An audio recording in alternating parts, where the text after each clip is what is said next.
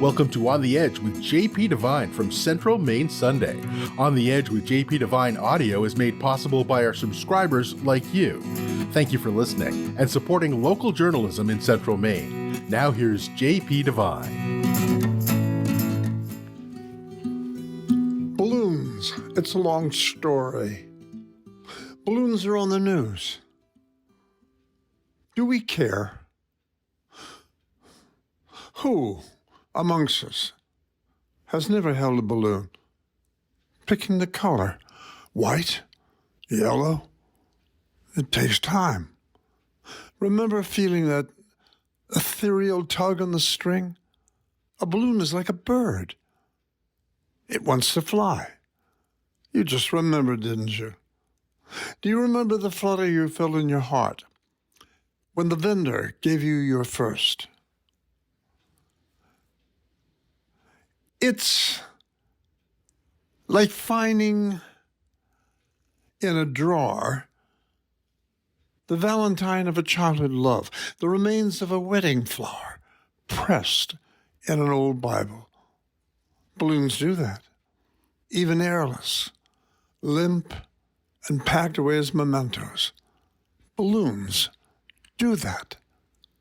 You're remembering how you ran around in a park or your backyard, clutching that fragile string and then feeling the heartbreak of it slipping away from you and flying away. Give it a thought for a moment. Remember? Sure you do. The balloon, no matter the color or size, is a metaphor for so many events, small and great moments in our lives, is it not? Close your eyes for a moment and recall that someone giving you your first balloon. Wasn't it like years later, someone giving you your first kiss after a yes when you expected a no? Look up now at the balloons that float around you at the prom, floating slowly up to the ceilings, watching you fall in love as the music swallowed your whispers. Even after years have passed, a balloon can spark a memory of dancing in the moonlight to music from a car radio. My first balloon was at my 6th birthday when my sisters decorated the table with balloons. Even before I tore into the gifts, I grabbed the yellow one and raced to the yard. I meant to tie it to one of my mother's rose bushes, thinking it would last a year. My thumb suddenly met a thorn, while a September breeze grabbed my prize and took it over the garage and down the alley. They say I chased it for blocks through the alley and around the corner before it floated over the convent fence and out over the river. Then it sailed away, out over the Mississippi and the farms of Illinois. With my heart in my mouth, I watched it disappear. My sister Eileen often said, "How you cried." What's a birthday without balloons tied to the table, held aloft by guests, the color of flower girls' bows at weddings, white to match their dresses and gloves? We drive by homes at graduation time and count the balloons, each with the school colors, tied to the mailboxes, banisters, and fences, held tightly by senior boys and girls so parents and friends can take endless photos and movies. I recall a date in New York.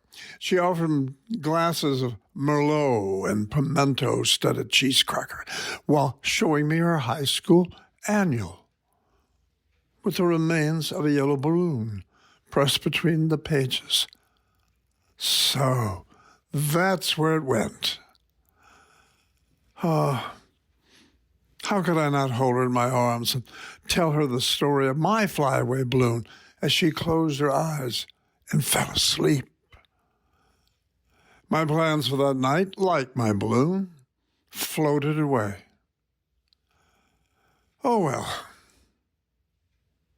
Balloons can remind us of forgotten eyes, and touches that have flown away over all the rivers of our lives, when all we had to do was hold them more tightly. One misstep, and off they went up into the blue. Gone forever?